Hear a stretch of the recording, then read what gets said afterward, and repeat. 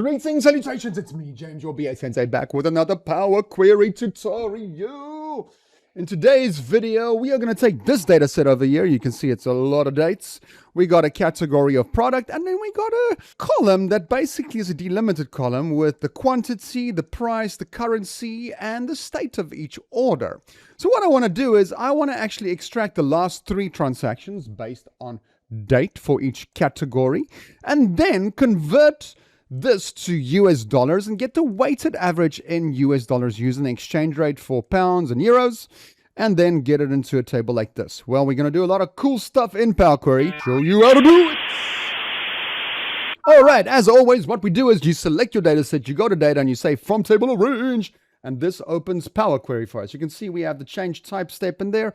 It sends this column to be date time. I want that to only be date. I just amended there. Cool, and there we go. So now what I'm going to do is I'm going to open this up. First thing that I want to achieve is I want to bring in the exchange rates, right? So the exchange rates to US dollar is simply, I'm going to return it as a record. There we go, and that's rate equals to euro and the GBP to USD. And you're going to see, let's just change this, the data types, and let's return the rate over there. Just show you what this means. So basically it returns a record. Cool. We're going to use that downstream. Excellent. My very first thing I want to achieve there, I want to filter out all the data elements where it's completed and get rid of all the failed and all of that.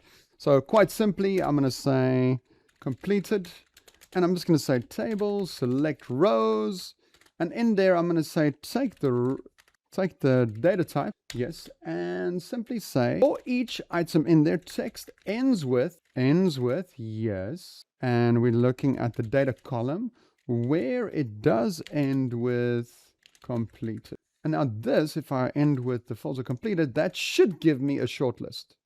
There we go. So you have all your completed rows. Lovely, lovely. Okay, so that's a good starting point. What I want to achieve is I want to now do a category. I want to do a group by the category because I want to do the average weighting for each of the categories. So I'm going to start with the UI. We're going to go to transform. We're going to say group by.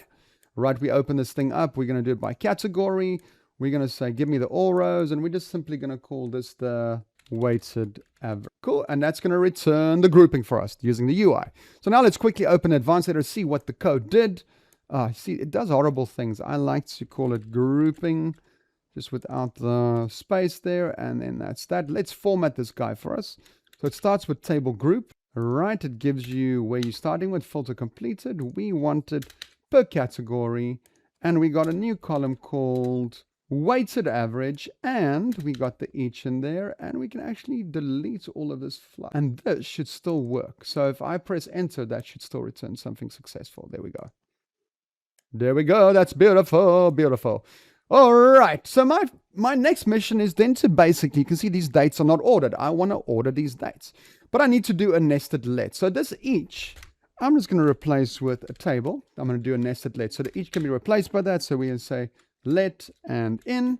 And the first thing we want to do with this little subtable over there, that's what that table means over there. We're going to say sorted. And we're going to say table sort. We want to take everything from table. We want to sort it by date, order, descending. And we want to return, let's see what this does. There we go. We basically have it. You can see now the dates are actually sorted, but I actually want to sort it the other way around. It should be ascending. So it's the other way around. Excellent. So now we've done that. I want to grab the last 3 transactions now that we sorted them. Last list, last in, and we're basically gonna give it data, and we want to grab the last 3. So let's see if we get the last 3. So excellent. So we grab the last 3. That's brilliant. Okay, so now what I want to do is I want to now take this list and actually delimit and split it. Now, let's start with the split, and let's say simply list transform, and we give it the last 3, and then we say each text split underscore, and we want to split it by semicolon like that. See what that gives us. There we go. You can see it's a list of a list. I'm just going to expand that so we can see what's going on there.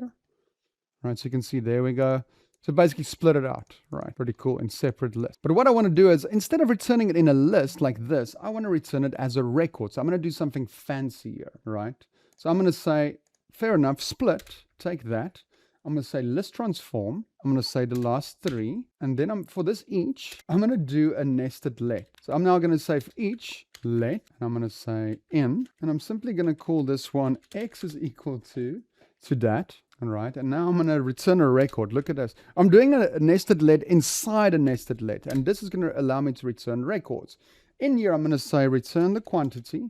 The quantity would be this very first item in the list, which is simply going to be, say, number from. And I'm going to say take X and return that first value, which is that one, the 250 there. Cool. And now let's do the price, number from. Same thing, X. I'm going to return the first value, the one, so number one is that one. That is the price we're paying. And then the last one is the rate. Okay, this is a cool little trick, right? So now we're going to refer to that rate over there to convert that euro to that. So we're just going to say record field or default, all right? And what it will do is it will look up. I'm going to show you now. It's going to look up from the rate. So you see the rate says euros and GBP. So from the rate, it's going to look up the value 0, 1, 2. That euro will look up from there. So I'm just going to say 2. 0, 1, 2, and that's going to look that one up. It's going to find euros 1.1 in there. And then in case where it's US dollar to US dollar, it's not going to find something. I'm just going to return a 1. All right. So see what this will do now, right? So I'm just going to return this. There we go. So now we can see the records for each of those. Pretty damn cool, right? Pretty damn cool. That's actually what we wanted in there. And now for this in, instead of returning the split, right? This, I'm actually going to do my average calculation. I'm going to say list sum, right? And we say list transform, yes. Each, I'm going to take that quantity from the record times the price from the record times the rate from the record, right? That's going to give me that. And I'm going to divide that simply by, copy this out over there. We're going to divide it by just the quantity. And we're just going to say that type is a, let's see what that brings back. All right. So that's going to bring back that. We can take that step out. So there you see, we actually solved it. We actually solved it like in one step. So you can see what we did over there. We basically converted that into record by doing a nested let with inside a nested let and returning it there and then simply returning. We actually solved it. Pretty cool, pretty cool. Now what we're going to do is we're going to use List.Accumulate to make it even cooler. All right, so that was part one. Quite simple, quite easy, quite straightforward. But now we're going to turn it up a notch in complexity and use List.Accumulate to do the same thing with all the current things we have in this query over there. So I'm just going to make a duplicate of that, right? And we're going to use this little baby over there. So first thing that we need is we need to have a list, we need a seed, and we need an accumulator. Well, this is going to be quite quick because it's more for the advanced user. I'll do another video on this soon, but I'm going to convert this one for us. So let's quickly open this up. Okay, so I'm going to do all the magic in here. I'm going to replace this section over here. So let's say with the split, instead of using list transform, we're going to say, baby, give me List.Accumulate. Okay, so for List.Accumulate, the first thing we need a list to start with. The list we're going to start with would literally be last three, right? The last three transactions, which is that previous step over there. Now we need some sort of a seed, some place to start from. So here we're simply going to say amount is 0 and quantity is 0. And now the dreadful thing, the state and current of the List.Accumulate. So you can see the accumulator function basically always requires us to have a state and current. And you can see what it does is it kind of like keeps track of your state. So when you start with a list of 1 to 5, right, that's the list you need to go through. You start at position 0, right?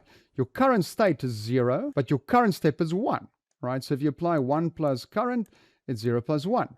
So now on step 2, your current is 2.